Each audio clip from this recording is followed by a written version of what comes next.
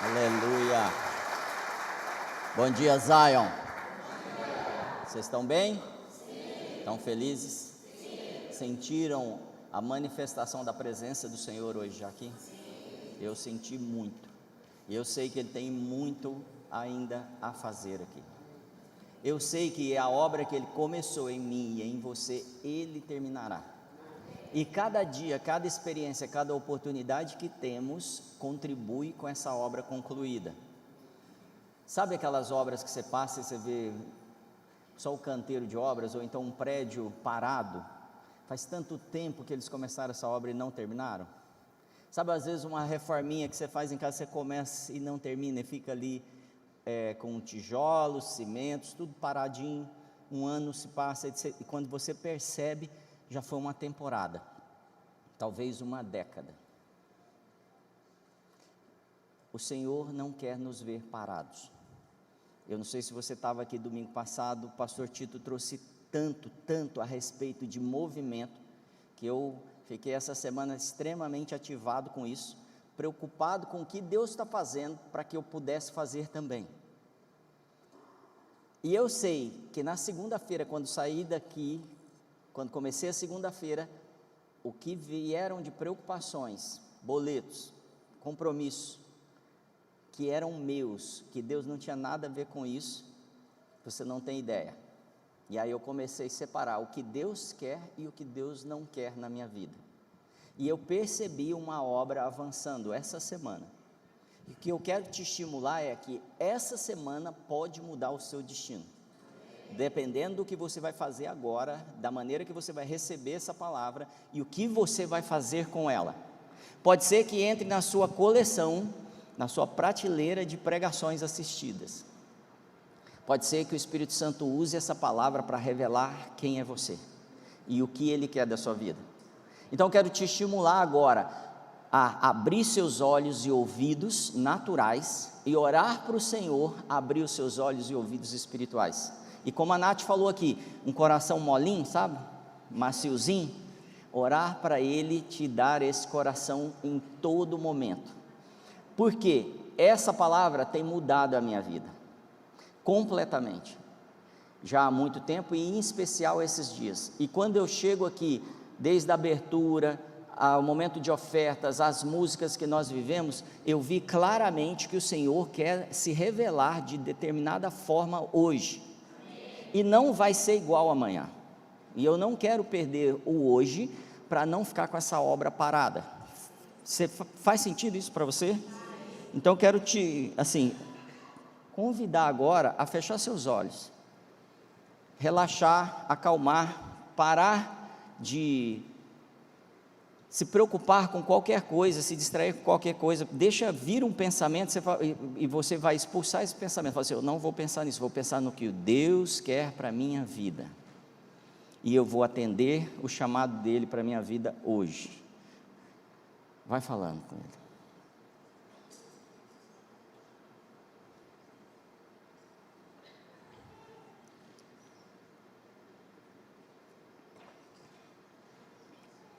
Jesus, nós confiamos completamente em Ti, e nós reconhecemos que temos andado ansiosos, distraídos, temos buscado muita aprovação, através da comparação, através das ameaças e do que o mundo diz para sermos. Mas eu quero voltar à fonte original, à essência de quem eu sou em Ti.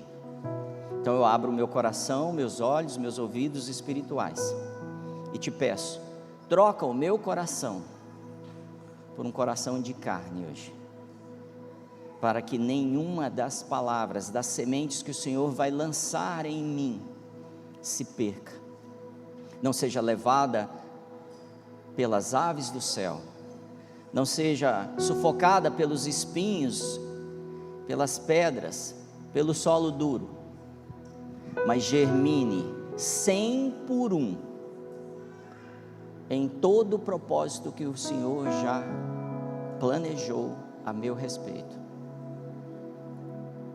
Você diz amém? Amém. Em nome de Jesus, amém. Glória a Deus, amém? Você está pronto? Estava com saudade de estar aqui com vocês já. Amém. Vamos lá? Tem uma informação para ler para vocês aqui, muito importante. Imagine um mundo onde todos os espelhos foram proibidos. Comece a imaginar isso. Um mundo onde não tem mais espelhos, espelhos foram recolhidos. Ninguém sabe exatamente o que aconteceu nesse mundo. Se foi de madrugada, talvez no momento em que todos estavam dormindo, todos os espelhos desapareceram. Primeiro sumiram os de casa, depois os espelhos retrovisores dos carros, os espelhos dos shoppings, das vitrines, do banheiro da igreja. Mas ninguém entendeu o que aconteceu. As pessoas começaram a se perguntar o que tinha acontecido e não se importaram tanto nos primeiros momentos, porque elas conseguiam ainda lembrar como faziam as coisas com os espelhos, e até um ajudava o outro nas suas maquiagens, penteados. Mas logo as pessoas começam a cuidar das suas vidas, se afastar uma das outras. As crianças já não têm referência de quem são, elas não sabem, não conhecem o seu rosto. Os adolescentes estão agora agitados, preocupados, se mexendo, fazendo muitas coisas, porque eles estão buscando ser reconhecidos, aceitos, mas eles não sabem nem como são. Os mais velhos buscam na memória os traços dos seus rostos, a aparência que eles têm, lembrar do seu sorriso, mas com o tempo isso vai sendo esquecido. Esse é um mundo onde as pessoas estão perdendo a sua identidade. Então algo ainda mais sombrio começa a acontecer. As pessoas começam a acreditar naquilo que os outros dizem sobre elas. Você é feio, você não vai dar em nada. O máximo que você vai conseguir é isso daí. Não dá para acreditar numa pessoa como você. E essas frases, essas palavras começaram a se tornar verdade naquele mundo sem espelhos. Como você agiria numa situação dessa? O que isso afetaria a sua vida? Quando você não encontrasse mais um espelho que refletisse a sua imagem. Quanto tempo para você esquecer quem é você? Quanto tempo para você assumir outra identidade que não é a sua? Esse mundo imaginário distante, na verdade ele não é tão distante. Ele é o mundo natural que vivemos. Esse é o mundo sem espelhos. Um mundo onde as pessoas andam sem refletir Deus, sem refletir aquilo que Deus as chamou para ser. Um mundo onde vozes mentirosas definem as identidades.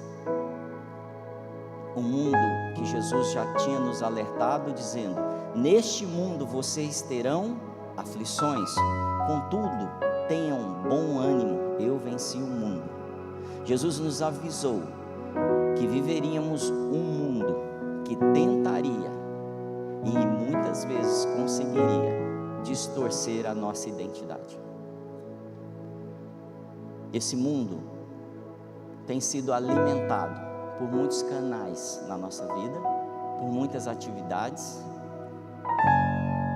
em especial através da comparação que temos com pessoas que não conhecemos, que não sabemos o que elas fazem, não conhecemos sua intimidade, não sabemos nem quais são os valores dessas pessoas, mas esse reflexo tem definido quem somos e o que devemos fazer.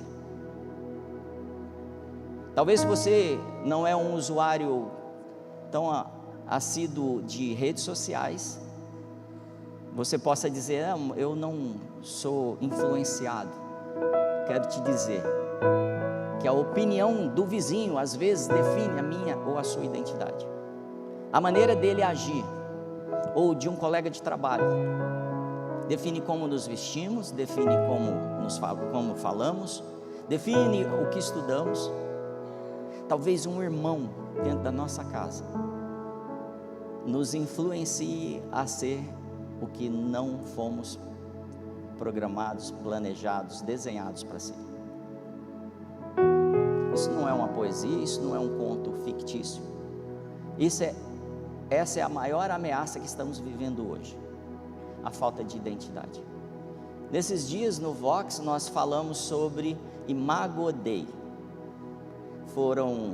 Foi uma série, foi muito bom, mas eu percebo que mesmo depois de uma série, talvez a gente ainda não tenha a revelação completa de quem somos. Porque constantemente eu atendo pessoas que viram para mim e falam, pastor, eu preciso saber qual é o propósito da minha vida. Eu preciso descobrir quem eu sou, para que eu existo. Ontem mesmo no Vox eu fiz uma pergunta: por que você sai do mundo espiritual, sendo criado por Jesus, e vem para essa terra? Para quê? Pergunte-se, por que você está aqui? Talvez você tenha 15 anos, 12 anos, 70, 80 anos. Por que vir para cá? Talvez nós não nos perguntemos o suficiente, porque estamos ocupados copiando um modelo de vida ao qual não fomos desenhados. E aí, por isso eu quero te convidar a numa jornada na Bíblia, descobrirmos mais a nosso respeito, descobrirmos qual é a imagem que nós fomos feitos e como refleti-la. Descobrir também onde foi e quando que perdemos essa referência, esse espelho que reflete quem somos. Tudo começa com a parte 1 dessa mensagem, que é o inimigo. Tudo começa através de um inimigo, que muitos pensam que ele é o inimigo de Deus, mas Deus, ele está e ele é alguém e está numa posição que nenhum inimigo poderia se opor a ele. Mas eu e você temos um inimigo, e a história desse inimigo começa há muito tempo atrás. Um inimigo se juntou a um casal, e esse inimigo disse para esse casal para fazer algo que não fazia parte da identidade desse casal. E a história é bem simples. Havia um casal num jardim perfeito. Esse jardim era um jardim de delícias. Tudo era perfeito, tudo era incrível. Eles sabiam quem eram, eles cuidavam desse jardim, eles colocavam nome nesses animais. Tudo era frutífero, tudo era agradável. Às vezes a gente passa um friozinho aqui no ar-condicionado, lá não tinha esse problema, tudo está equilibrado. Há um monte de gente concordando. É culpa do inimigo isso também. E esse casal decidiu abrir mão da identidade deles, ouvindo o inimigo. Quando eles começam a agir ao contrário daquilo que Deus os chamou para ser e fazer, tudo muda. E até hoje nós vivemos num mundo sem espelhos. E aí esse inimigo, ele não mudou de estratégia, ele age do mesmo jeito, ele não é criativo, ele não cria coisas, ele não tem poder. Fala para o seu vizinho assim: o inimigo não tem poder. Continua falando para ele: porque Jesus recebeu todo o poder nos céus e na terra e debaixo da terra. Ele continua sendo o Rei dos reis, Senhor dos senhores. Ele não mudou. A vitória é dele. O inimigo já perdeu. Amém? E por que o inimigo ainda continua enganando? Porque ele usa a mesma estratégia e muitas pessoas, como aquele casal lá no começo, ouvem as estratégias do inimigo. Eu vou te dar um exemplo de quão ousado ele é. Abra sua Bíblia em Mateus 4.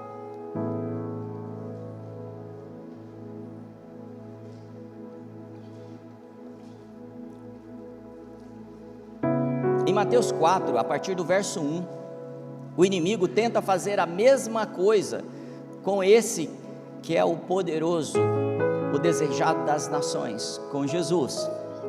A estratégia continua a mesma. Então diz assim: então Jesus foi levado pelo Espírito ao deserto para ser tentado pelo diabo. Depois de jejuar 40 dias e 40 noites, teve fome. O tentador aproximou-se dele e disse: se você é o Filho de Deus, repete comigo, se você é o Filho de Deus, amém, mande essas pedras se transformarem em pães. Jesus respondeu: está escrito, nem só de pão viverá o homem, mas de toda palavra que procede da boca de Deus. Então o diabo o levou à cidade santa, colocou-o na parte mais alta do templo e lhe disse: diz o quê? Se você é o Filho de Deus, se és o Filho de Deus, se você é o Filho de Deus, se és o Filho de Deus, jogue-se daqui para baixo, pois está escrito, ele dará ordens aos seus anjos a seu respeito, e com as mãos ele o segurarão, para que você não tropece em alguma pedra. Jesus lhe respondeu: também está escrito, não ponha à prova o Senhor, o seu Deus. Depois o diabo o levou a um monte muito alto e mostrou-lhe todos os reinos do mundo e o seu esplendor. E lhe disse: tudo isso lhe darei, se você se prostrar e me adorar.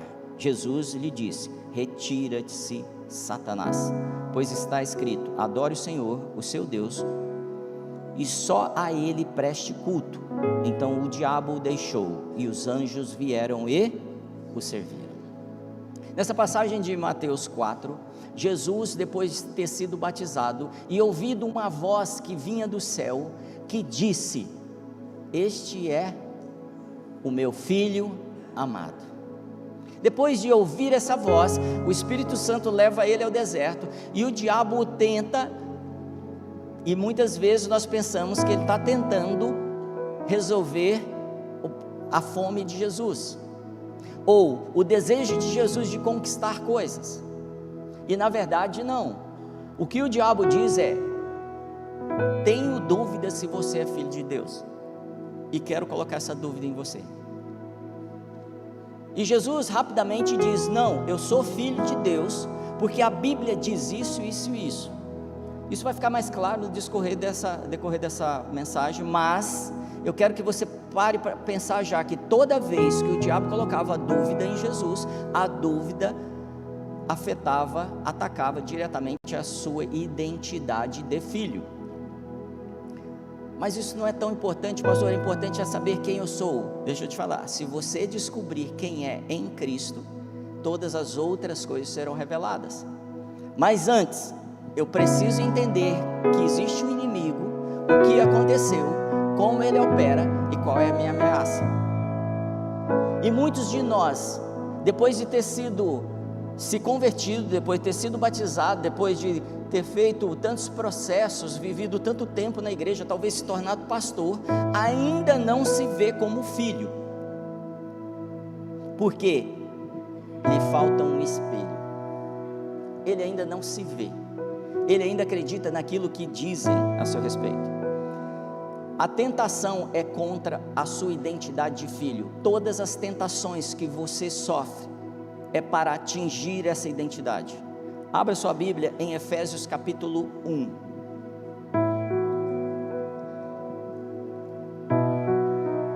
Efésios capítulo 1, verso 4 e 5 diz o seguinte: porque Deus nos escolheu nele antes da criação do mundo. Quando Ele nos escolheu nele? Antes, foi o mês passado? Foi quando alguém te evangelizou? Foi quando você se batizou? Quando você se tornou membro da igreja? Não. Quando você começou a ler Bíblia, orar? Não. Antes da fundação do mundo, antes dos seus pais, Ele já tinha escolhido você, para sermos santos e irrepreensíveis em sua presença. Em amor nos predestinou, fala predestinou. Predestinou não é destinou. Ele te desenhou, te projetou para algo. O uso disso vai ser definido por mim e por você. O uso de quem sou depende de mim. Eu sou predestinado para algo. Essa garrafa foi predestinada para conter um líquido, mas eu posso usar ela para fazer um barulho, um instrumento, posso usar para outra coisa. Em amor nos predestinou para sermos o quê? Adotados como filhos. Então, para que o Senhor nos desenhou, nos predestinou, nos projetou? Para sermos filhos. Então, se o diabo entende que você foi projetado para algo, o que ele vai atacar?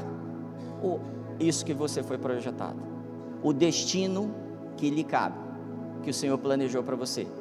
Então, nós vemos no texto de Efésios que em amor nos predestinou para sermos adotados como filhos, por meio de Jesus Cristo, conforme o bom propósito da sua vontade. O bom propósito, eu quero saber qual é a vontade de Deus, querido. A vontade de Deus é que você seja filho. Pastor, mas isso não está claro. Não está claro porque muitos de nós não somos filhos nem nos nossos lares. Eu escutei muitas pessoas dizendo assim: como não tenho referência de pai, eu não consigo ser filho. Deixa eu te falar, hoje você vai descobrir como ser filho, independente do seu pai, porque o seu pai é o seu pai celestial. É esse que determina, que planeja e que te revela a sua filiação. Como o diabo tentou Jesus? O diabo tentou Jesus dizendo o seguinte: faça algo que um filho não faz. E Jesus dizia: não, eu faço o que o pai faz. Faça algo que seja bom. Jesus falou: não, eu não faço o que é bom, eu faço o que o pai faz. E ele sempre respondia na palavra por isso. Abra em João 5,19, a gente vai confirmar isso. João 5,19 diz: eu lhes digo verdadeiramente que o filho não pode fazer nada de si mesmo. Repete isso comigo: o filho não pode fazer nada de si mesmo. O filho não pode fazer nada, é não poder, não ter autorização. Um filho não tem autorização de fazer qualquer coisa que ele queira. Um filho, ele faz aquilo que um filho faz. Um filho faz dentro de uma casa o que é a cultura daquela casa. E quando um filho faz algo que não é a cultura da casa, o que é que os pais fazem? Corrigem, alinham, trazem de volta o filho à posição de filho daquela casa. O que o Senhor quer fazer com a igreja dele é nos colocar de novo na nossa posição de filhos, herdeiros, co-herdeiros de Cristo. E essa posição, ela afeta diretamente a mim, a minha família e tudo em volta de mim. E toda vez que eu tento ser qualquer outra coisa que não filho, eu estou vivendo num mundo sem espelhos, sem referência. Eu só faço as coisas que eu vejo o Pai fazendo. É isso que Jesus está dizendo. Em Gênesis capítulo 3, vai lá, você vai passear bastante em Bíblia hoje. Capítulo 3, verso 11 de Gênesis, diz assim: e Deus perguntou: quem lhe disse que você estava nu? Você comeu do fruto da árvore a qual proibi comer? O casal já tinha abandonado a posição de filhos. A primeira coisa que Deus diz não é: você está em pecado, você vai ser condenado. Não, é uma pergunta: você fez o que não era para fazer? Você fez algo que um filho não faria. Por que eu estou vendo isso? Você está nu, você mudou, você está exposto. Normalmente eu escuto das pessoas: pastor, eu não consigo mais, é um espírito de acusação, é um espírito de medo. Você está exposto. Nudez, vergonha, medo, acusação, vergonha, medo, acusação. A obra do inimigo operando. Como eu me livro disso, pastor? Voltando à minha posição. E o verso 12 diz: disse o homem: foi a mulher que me deste por companheira que me deu o fruto da árvore e eu comi. Ele está trazendo um verbo aqui: eu comi, eu fiz. Quando eu faço algo que não tem a característica do meu pai, eu deixo o lugar de filho. O Senhor Deus perguntou então à mulher: que foi que você fez? Respondeu a mulher: a serpente, o quê? Tirou o meu espelho, e eu fiz aquilo que falaram que era bom para fazer, fiz aquilo que parecia ser mais lucrativo, fiz aquilo que era mais fácil. Deixa eu te dizer algo, Zion, super importante: aquilo que você faz publicamente, ou quando você está no seu lugar secreto, sozinho, reflete Deus ou reflete o inimigo. Não tem meia atitude. Todas as nossas atitudes, todas as nossas palavras, todos os nossos planos refletem o nosso Pai ou refletem o inimigo. Eu tenho que tomar decisões hoje, e as decisões têm a ver com que posição eu quero tomar, de filho ou de autônomo, de uma pessoa sem a referência que o céu quer me dar. Sempre foi assim desde o começo, e nós temos perdido isso. Graças a Deus na Zion a gente não está perdendo, mas como igreja nós estamos perdendo o confronto ao nosso comportamento, ao nosso pecado, à nossa maneira de pensar, ao que falamos. Pastor, não é muito assim, é mais do que isso, porque a Bíblia nos diz que a boca fala o que o coração. Então, se a minha palavra reflete o meu coração, a minha atitude reflete quem eu sou. Então, essa é uma manhã para abandonarmos muitas coisas que temos vivido. Temos que voltar à posição, temos que voltar ao reflexo que temos do Senhor, para deixar de copiar qualquer outra sabedoria, qualquer outro plano que não seja do Senhor. Eu tenho que abandonar os filtros que disfarçam a minha vida como filho, como crente. Eu tenho que hoje, mesmo despido de tudo isso, não me sentir nu, porque é Ele que nos cobre. Existe um plano de restauração. Igreja tem um plano de restauração. Paulo nos ensina isso lá em Romanos 12, capítulo 2. Romanos 12, a partir do capítulo 2, diz assim: não se amoldem ao padrão deste mundo. Põe entre parênteses aí, sem espelhos. Mas transforme-se pela renovação da sua mente, para que sejam capazes de experimentar e comprovar a boa, agradável, perfeita vontade de Deus. Você quer saber a boa, perfeita vontade de Deus para seu respeito? É renovação da mente. E aí você vai comprovar. A palavra comprovar aí tem a ver também com provar, com comer, ok? Experimentar. Então, quando eu mudo a minha mente, quando eu paro de pensar como o inimigo, como o mundo pensa, como esse sistema do mundo pensa, eu volto a um lugar agora de renovação e começo a comprovar a boa, perfeita e agradável vontade de Deus que estava lá no jardim. Eu volto à condição inicial, eu volto à condição de filho, eu volto à condição de governo sobre a terra, eu volto à condição de declarar contra a doença, contra aqueles que não têm poder, para que saiam, como Jesus fez com o diabo na sua tentação. Zion, respira fundo aí.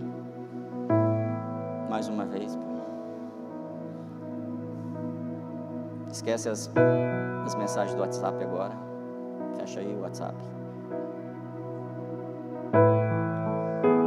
Você quer conhecer a verdade? Então vamos para a parte 2, que é o conhecimento.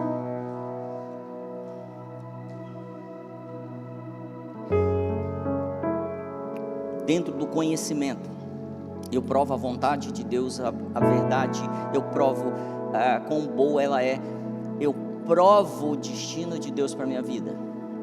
Como descobrir então, pastor, como fazer isso?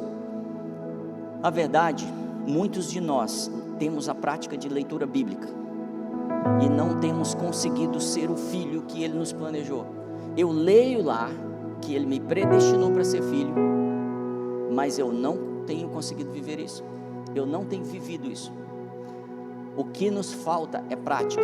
Abra sua Bíblia em Tiago, capítulo 1. Tiago, capítulo 1, verso 23. Diz assim: alguém que ouve a palavra. Que palavra ele está citando aqui? A Bíblia, fala a Bíblia. As Escrituras. Mas não a pratica, é como um homem que olha no espelho e ao sair esquece da sua aparência. Tiago está dizendo o seguinte: quando eu leio a Bíblia, tenho uma rotina de leitura bíblica, mas aquilo que eu li eu não ponho em prática, é como um homem que descobriu a sua identidade, mas depois quando ele sai para trabalhar, para estudar, para namorar, para casar, para comprar, para vender, ele esquece quem ele é, e aí ele faz as coisas como o mundo faz. Então o segredo do conhecimento é o conhecimento mais prática. Conhecimento mais prática me leva à minha identidade. Pastor, eu já estou na igreja, eu escuto isso constantemente, tá? Eu leio a Bíblia, eu oro, mas eu ainda não sei o meu destino. Prática, cutuca o vizinho. Prática. A palavra de Deus é realmente um espelho para nós, mas se eu não a pratico, eu esqueço do que vi. E muitas vezes eu leio a Bíblia para as pessoas, e eu sei que elas já leram esses textos, elas falam assim: mas eu nunca vi isso. Viu, mas esqueceu. Porque o Espírito revela a mim, revela a você toda a estrutura, todo o conhecimento da Bíblia. Por isso que ela diz assim: medita nela meia hora por dia, 40 minutos. Medita nela dia e noite. Dia. Pense em uma pessoa que medita na palavra dia e noite, o que vai acontecer com ela. Cada dia mais ela é parecida com Cristo. Cada dia mais ela é a manifestação da luz na terra. Cada dia mais ela é sal onde ela trabalha. Cada dia mais ela é fonte de esperança para essa nação. Cada dia mais ela olha com olhos de amor para essa geração que está chegando. Cada dia mais todos os recursos delas se multiplicam para que o reino avance. Esses são aqueles que leem, meditam, põem em prática. O que o Senhor já está te pedindo?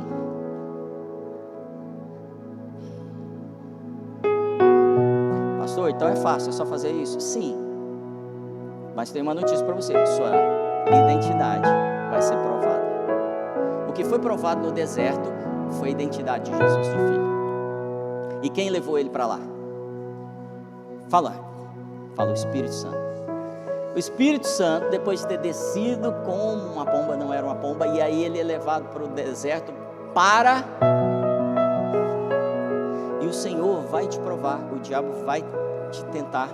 Abre aí em Tiago mais uma vez, capítulo 1, verso 2, diz assim: meus irmãos, considerem motivo de grande alegria o fato de passarem por diversas provações, pois vocês sabem que a prova da sua fé produz o quê? Perseverança, e a perseverança deve ter ação completa, a fim de que vocês sejam maduros. A fim de quê, gente? De que você seja maduro, que tenha clareza, que você seja um filho maduro, não só filho, e íntegros, sem que falte a vocês coisa alguma. Às vezes a gente não entende porque está sendo provado ou tentado. Deixa eu te falar, você está sendo provado, tentado por vários motivos. Alguns para que você amadureça, para que você seja íntegro, e que não falte coisa alguma a você. Porque enquanto não sou filho, enquanto não estou na posição de filho, me falta coisas. Algo que eu ouço muito também, pastor, não consigo, não tenho, não acontece. Falta filiação. No lugar de filho não falta nada.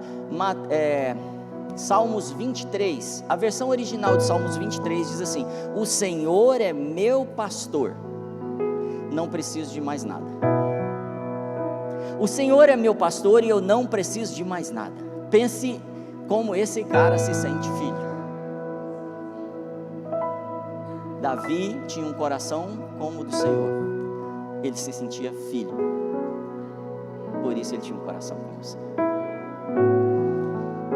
Por que que o Senhor nos prova? Para ver se pode confiar em nós também. Por que que Deus quer ver se pode confiar em nós? Porque assim Ele pode confiar a nós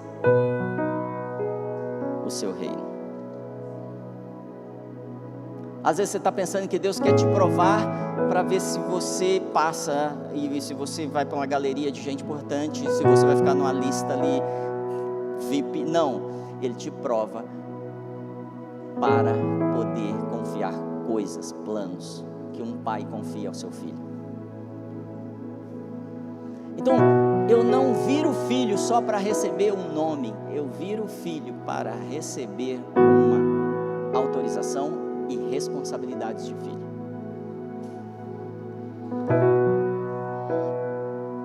O que a palavra fala sobre nós? Agora nós vamos correr em Romanos 8, é importante lermos isso aqui, muito importante.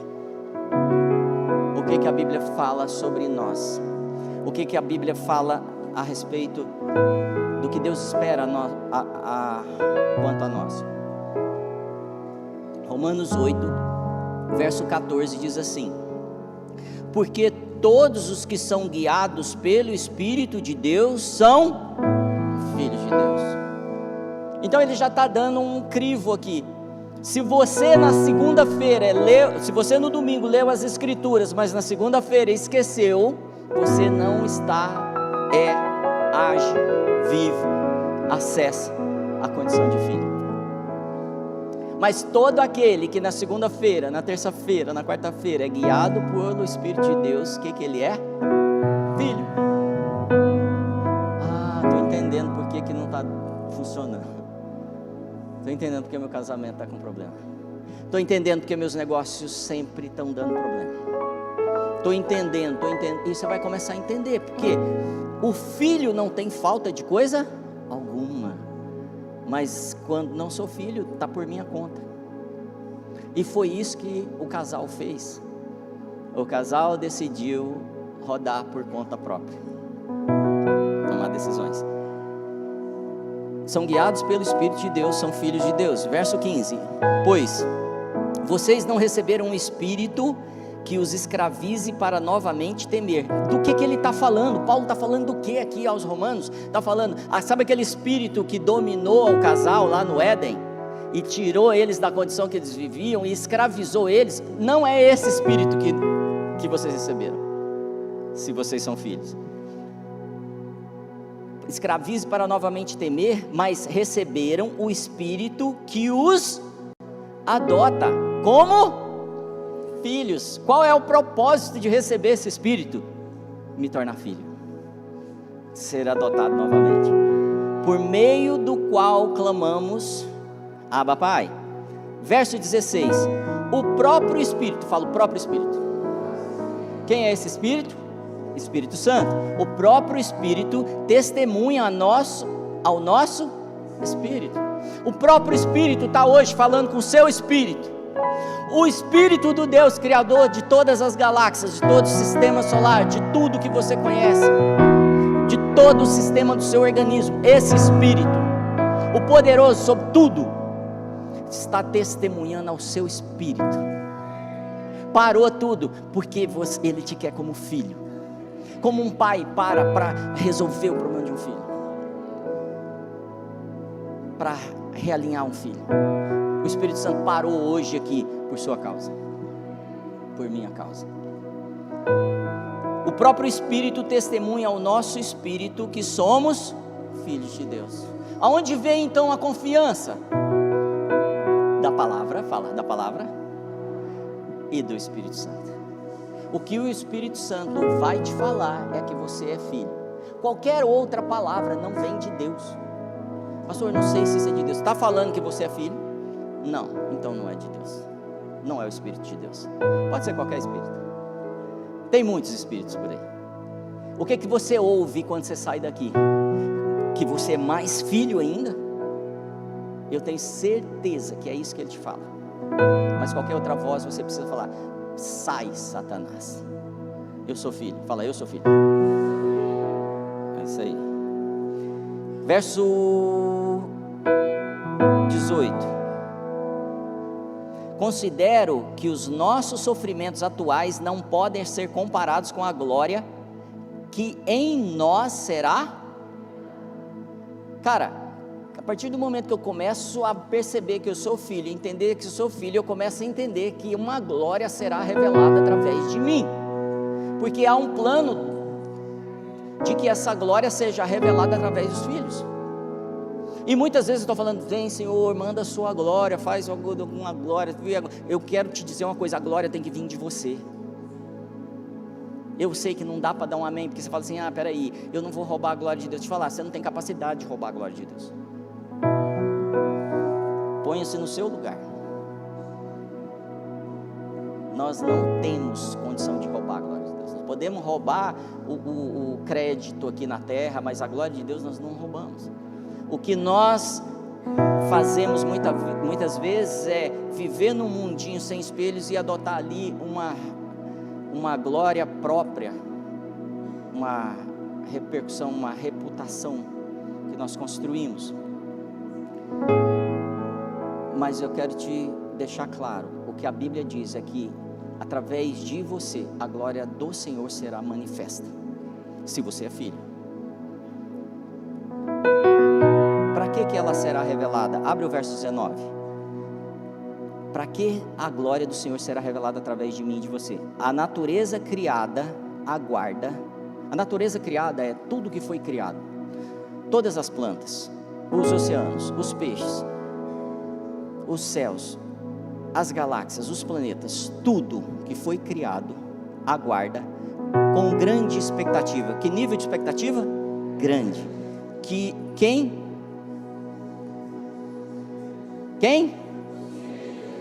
Sejam revelados. Que os filhos de Deus sejam revelados. Deixa eu te falar, não é só você que está buscando revelação como filho. Toda a criação está aguardando que você se manifeste como filho. Porque as coisas vão mudar a partir daí, como era no começo, porque os filhos se manifestaram de novo e voltaram à condição de filhos. 20. Pois ela foi submetida à futilidade, não pela sua própria escolha, mas por causa da vontade daquele que a sujeitou.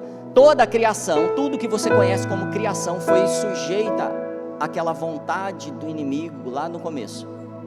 E está escravo com isso. Por isso que Paulo fala assim: não, vocês não receberam espírito de escravidão. É um novo espírito, é uma nova história. Não é aquela condição de viver de doença em doença, de viver de fracasso em fracasso, de viver sem paz quando deita. Verso finalzinho do 20. Na esperança de que a própria natureza criada será libertada da escravidão, da decadência em que se encontra, para a gloriosa liberdade dos filhos de Deus. O que a criação está esperando? Que os filhos de Deus se levantem, se manifestem a glória de Deus, que aí ela é completamente liberta. Eu sei que você ouviu um monte de coisa, teologias, coisas que estão falando assim: eu tenho que ficar escondido aqui esperando Jesus. Não, a Bíblia, Paulo está falando: não, manifesta a glória de Deus, seja filho, porque a criação está aguardando você. Pastor, isso é muito sério, aí eu vou diminuir Deus. Não vai diminuir Deus. Muitas vezes as pessoas falam para mim: mas pastor, se eu crer nisso, eu vou dizer que eu sou muito importante. Cutuca seu vizinho de novo. Você não é importante assim não, fala para ele. Baixa a bola.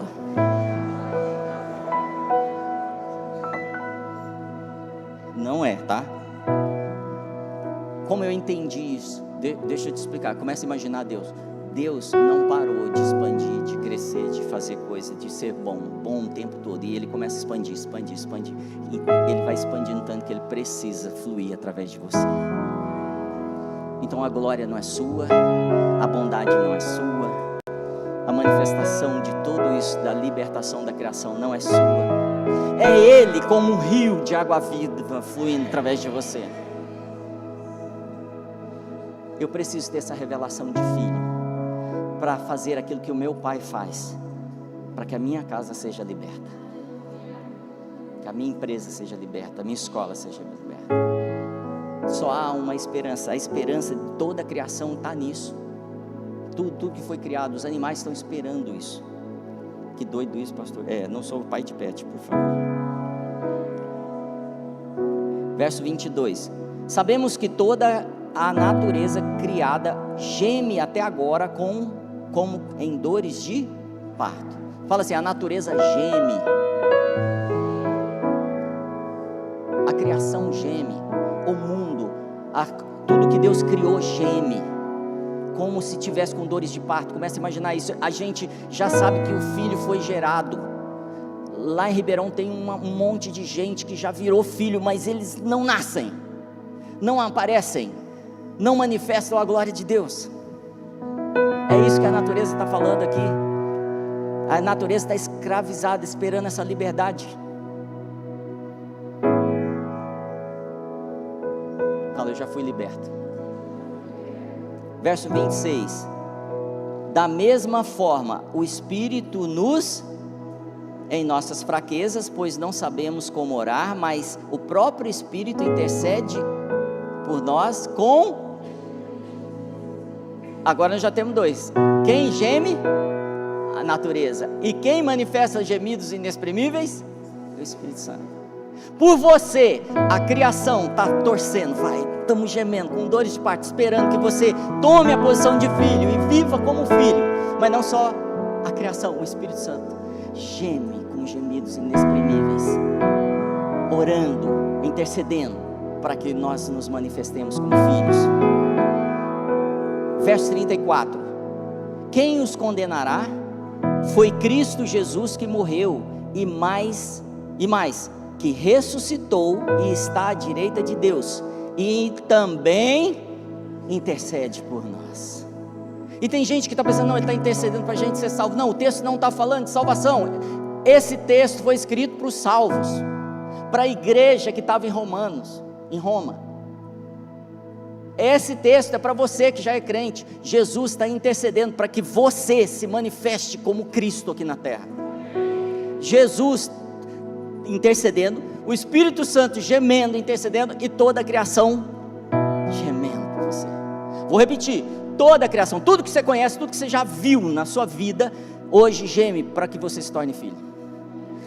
O Espírito Santo, esse que foi dado para mim e para você, que gera em nós esperança, que gera coragem, que é o nosso ajudador, nosso consolador, ele geme com gemidos inexprimíveis pela sua filiação.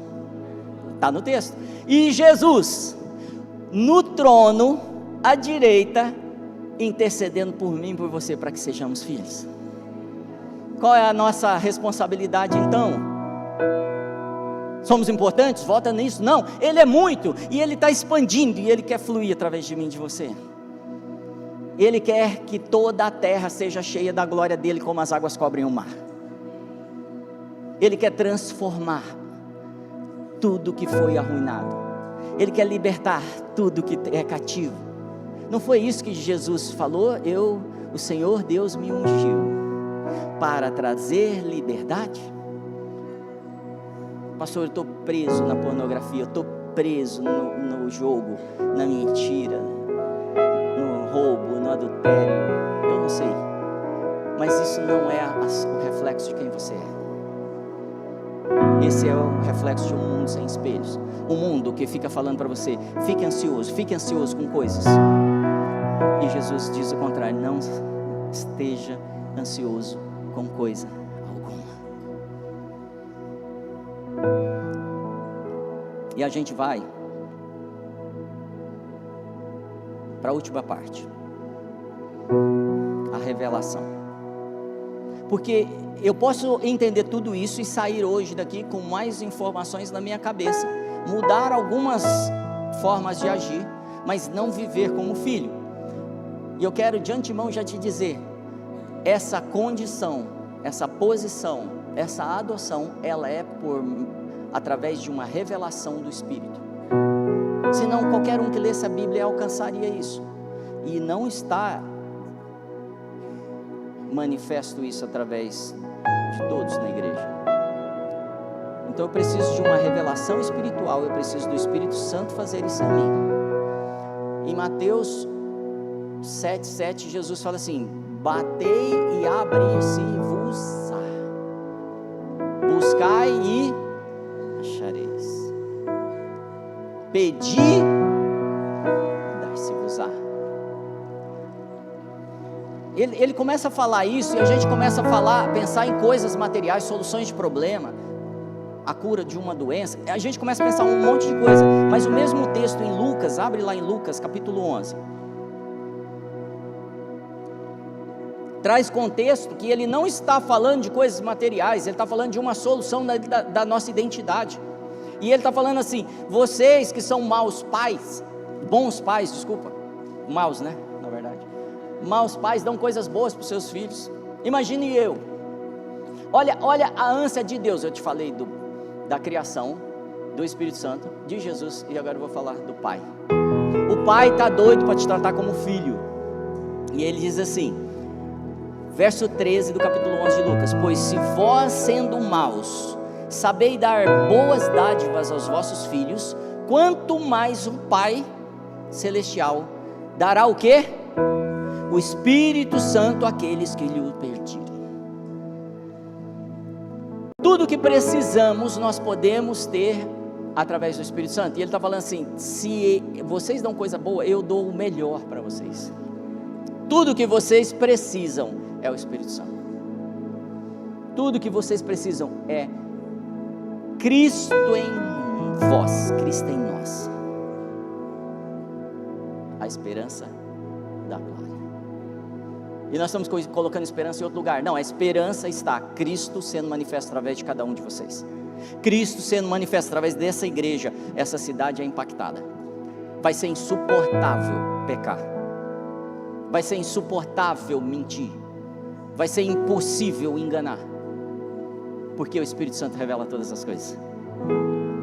A nossa identidade está no céu, não está nesse mundo de espelhos, não está em métodos, não está no mais um curso, não está no mais um programa, não está mais num perfil que eu abro, não está em mais seguidores. A nossa imagem está no céu. A nossa imagem não vem nem do pastor, nem do irmão, nem do seu marido, nem da sua esposa. E muitas vezes temos estado insatisfeitos com tantas coisas, mas na verdade é porque nós não estamos olhando para a verdadeira imagem, a qual fomos criados. Nós estamos olhando para uma imagem que não é a nossa. Saiam, é um dia de decisão, como eu falei no começo. Andar por um caminho que eu vou depender da força dos meus braços. Eu vou andar fazendo aquilo que o Pai faz, porque o Espírito Santo vai me conduzir a fazer essas coisas. Eu vou ilustrar isso. Você que lê bastante a Bíblia, você vai lembrar, por exemplo, de pessoas que mudaram de nome na Bíblia. Amém? Pessoas que receberam nome na Bíblia. Por exemplo, o nome dos nossos filhos, nós oramos buscando: Deus, dá-nos nome a respeito dos nossos filhos. E a gente vê o reflexo dos nomes que nós escolhemos em Deus na vida dos nossos filhos. Tá aí a dica, tá? Tem uns nomes malucos lá, mas não usa qualquer um, não. Por exemplo, a gente, antes, quando a Gra estava grávida, a gente decidiu não descobrir o gênero. A gente falou: não vamos saber o gênero. E aí, durante o processo de gravidez, Deus me deu um sonho.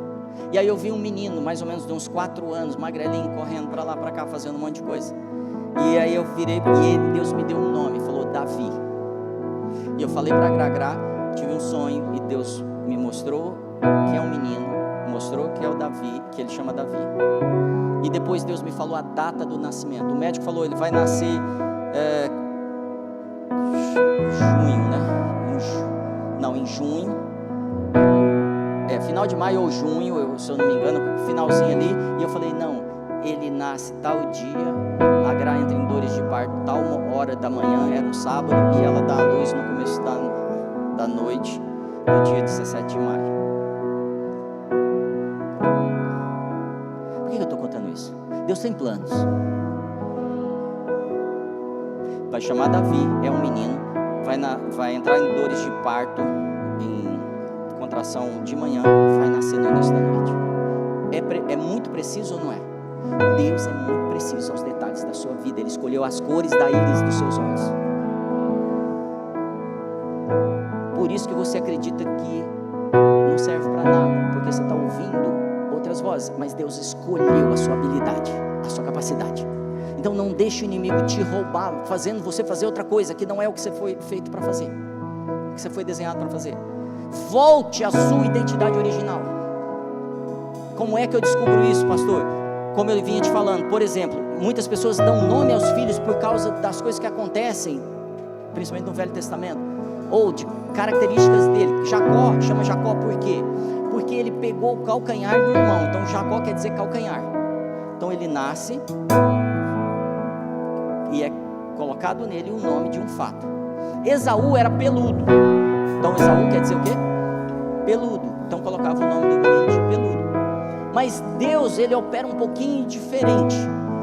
Abraão, por exemplo, era Abrão. Abrão quer dizer pai exaltado. Deus mudou o nome de Abrão para pai de muitas nações. Pai de muitas nações. Abraão vai virar pai de muitas nações? Sim. Deus começa a ajustar a identidade dessas pessoas, mesmo com a idade avançada. Jesus significa o Senhor é Salvador. Ele foi o Salvador? Quem pôs esse nome nele? Ele era para ser Emanuel, Deus conosco. Ele foi Deus conosco? É Deus conosco? Sim, mas quando ele vai nascer, o anjo vira para Gabriel, para José e fala, José, põe o nome dele de Salvador. Tem algo acontecendo já aqui. Tem algo que Deus está falando a respeito da sua identidade.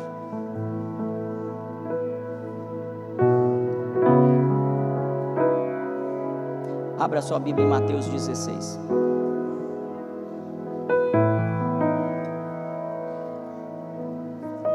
Se você não tem Bíblia, você precisa agora olhar na Bíblia do seu vizinho, porque você pode perder a maior revelação da sua vida a seu respeito.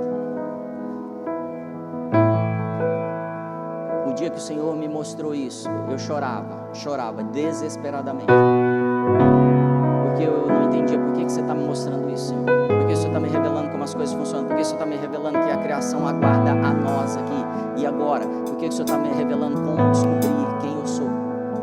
Porque Ele tem um plano para mim e para você, e Ele está falando, eu vou terminar esse plano, só não atrapalhe. Verso 13 diz assim: chegando Jesus à região de Cesareia de Filipe, perguntou aos seus discípulos, quem os homens dizem que o Filho do Homem é? Eles responderam, alguns dizem que é João Batista, outros Elias, e ainda outros Jeremias, ou um dos profetas. Quem o povo achava que Jesus era? Qualquer um. Deve ser um pregador, deve ser um pastor, deve ser um Elias, deve ser um... Quem é esse pregador aí em cima? É mais um pregador lá da Zion. A gente pode ser taxado, definido de muitas formas pelas pessoas, mas a conversa continua. E vocês? Jesus está perguntando para os discípulos. E vocês? Perguntou ele. Quem vocês dizem que eu sou? Simão Pedro respondeu. Quem respondeu, gente? Pedro, Simão Pedro. Tu és o Cristo, Filho de Deus. O nome dele é desse que pergunta, qual é? Fala Jesus. Jesus, fala Jesus. Jesus está perguntando para Simão, quem que a galera aí fala que eu sou? Eles falam que você é Elias, profeta. E vocês, quem vocês dizem? Simão diz assim, você é o Cristo. A palavra Cristo quer dizer, não é sobre o nome de Jesus, ok? Cristo quer dizer o ungido. Você é ungido, você é o libertador, você é aquele que veio para nos libertar, para nos salvar, para nos curar, para mudar o nosso destino, para voltar a gente à nossa posição de filho. É você. E o texto continua dizendo: respondeu Jesus: feliz é você, Simão, filho de Jonas, porque isto não lhe foi revelado por carne ou, mas por meu Pai que está nos... Quem é que revela quem você é? A imagem original, não os espelhos, não o que seus pais falaram, não o que sua esposa fala, o seu marido, seus filhos, mas aquilo que ele fala. Então por isso eu preciso meditar na palavra dia e noite, porque através da palavra e o Espírito sendo revelado em mim, eu vou descobrindo cada dia mais a meu respeito, e aí caminho de glória em glória, de fé em fé, avançando para o alvo, para a conquista que Ele me deu, para a identidade que Ele tem a meu respeito. Mas não termina aí. Aconteceu algo antes dele ter a maior descoberta. Depois, dele ter essa descoberta. Primeiro, ele descobriu quem é Jesus. Primeiro, ele teve uma revelação dos céus a respeito de quem é Jesus.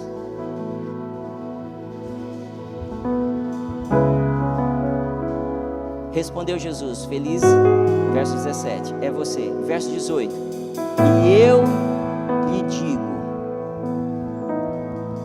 aqui teria que ter entre parênteses, porque você descobriu quem eu sou, porque você teve a revelação dos céus a meu respeito, porque você acessou o espelho original, a fonte de vida, a referência, o irmão mais velho, o primogênito, o Rei dos Reis, o Senhor dos Senhores, o Príncipe da Paz, porque você acessou a fonte da vida, porque você acessou aquele que te gerou. Eu te digo, você não é Simão, você é Pedro. Eu te digo, você não é aquele que falaram, você é Marcelo. Eu te digo, você é João, você é Maria, você é José, você é Elias. Eu te digo, se você quer a revelação de quem você é, você precisa ter a revelação de quem Ele é. E não para aí, e Ele continua. Fala, continua. Fala forte, continua.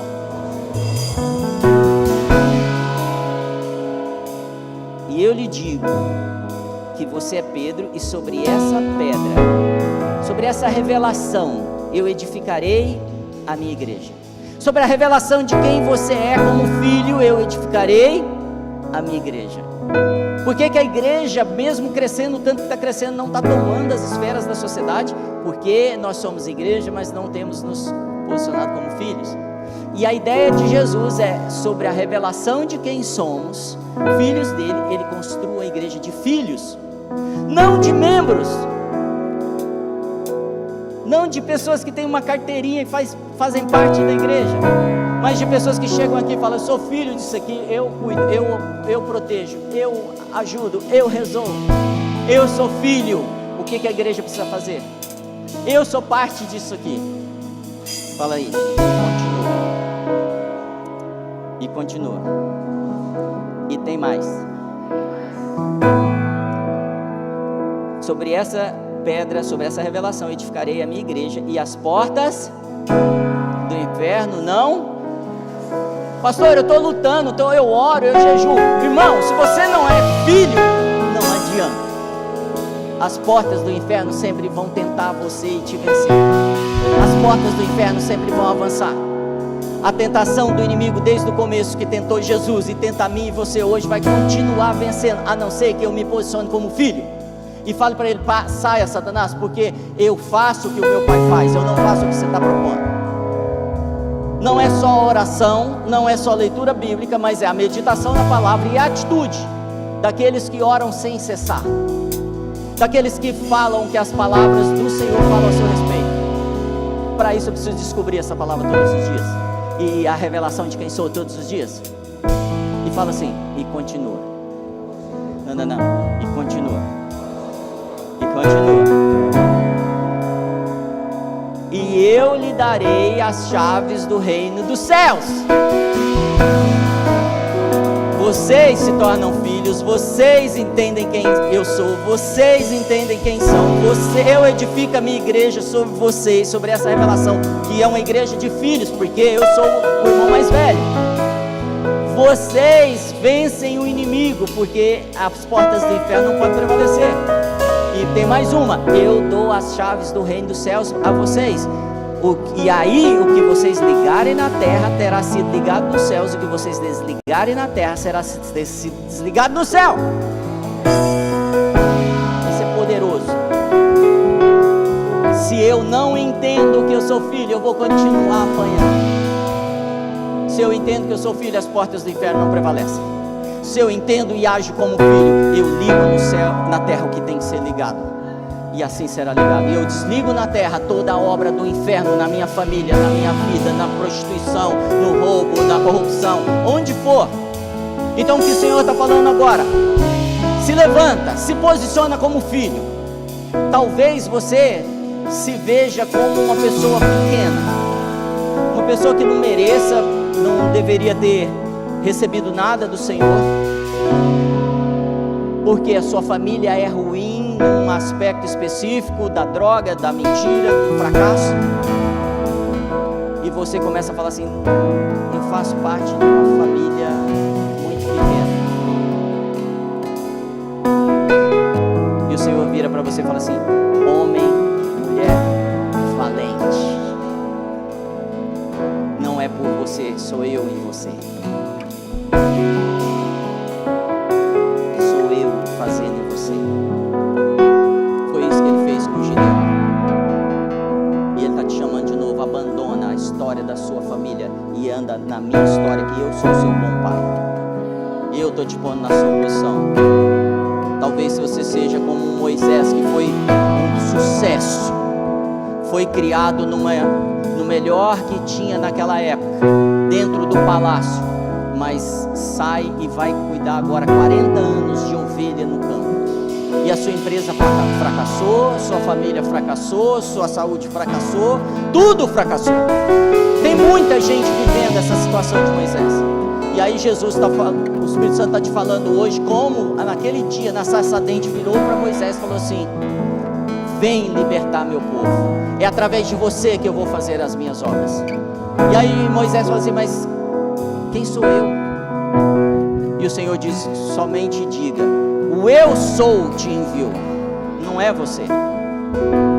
Então talvez você tenha uma família fracassada, talvez você tenha fracassado e errado e está perdido hoje.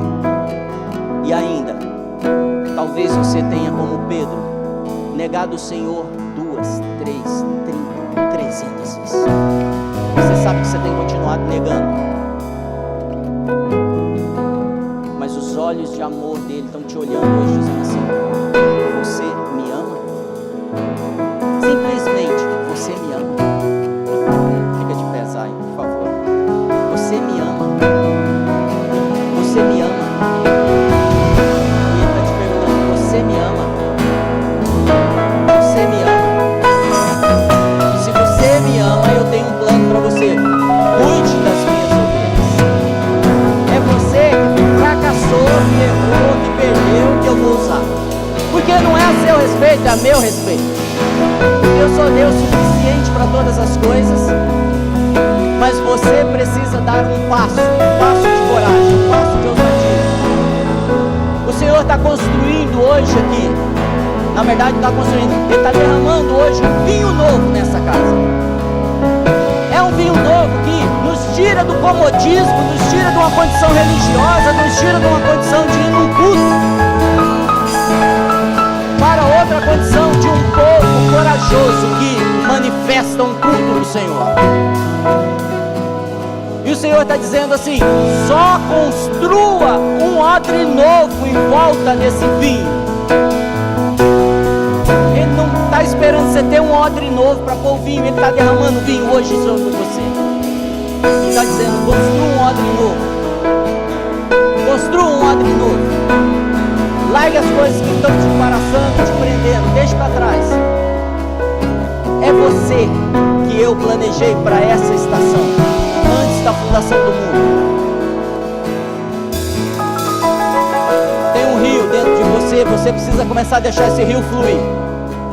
Ele não vem um rio de fora, o Espírito Santo não vem de fora, ele já está dentro de você, ele precisa começar a fluir de você agora. Fluir, derramando, transbordando através de você. Então comece a levantar suas mãos e dizer: vem Espírito Santo e flua, eu te dou liberdade total. Eu quero voltar a ser sua imagem aqui na terra. Eu quero que as pessoas olhem para mim e falem assim: mostra-nos o Pai. E eu digo assim: olha para mim, eu sou filho dele. Eu manifesto as obras que Jesus manifestou e ainda maiores, porque foi isso que Jesus me deu. Vem Espírito Santo e traz transformação da nossa mente, do nosso corpo, dos nossos planos hoje. E leva-nos à condição de filhos maduros. Você hoje é a palavra que transforma essa terra. Se você viver a palavra, se você manifestar essa palavra.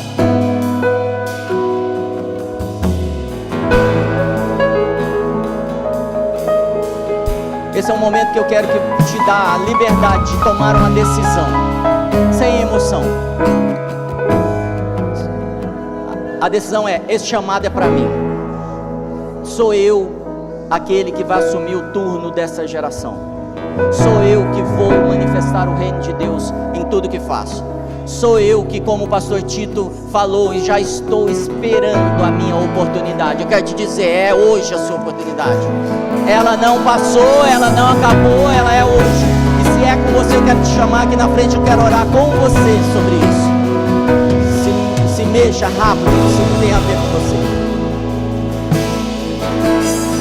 Enquanto nós oramos por vocês, eu quero que você continue adorando o Senhor. E essa oração, quero que você preste bastante atenção. É assim: Senhor, quebra tudo que precisa hoje. Me ponha na posição que o Senhor desenhou.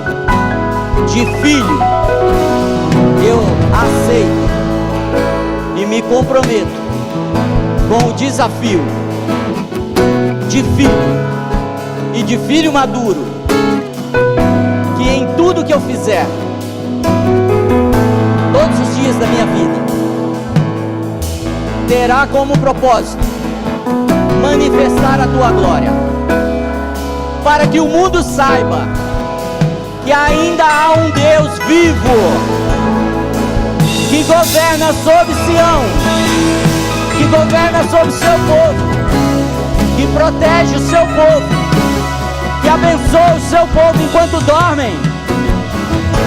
Por isso vem Espírito Santo, manifesta-te através de mim. Eu te dou liberdade agora, como um povo chamado para ser sacerdócio, para ser filho, para ser luz nessa terra. Então vem em mim agora e flua poderosamente como um rio para toda essa cidade, em nome de Jesus.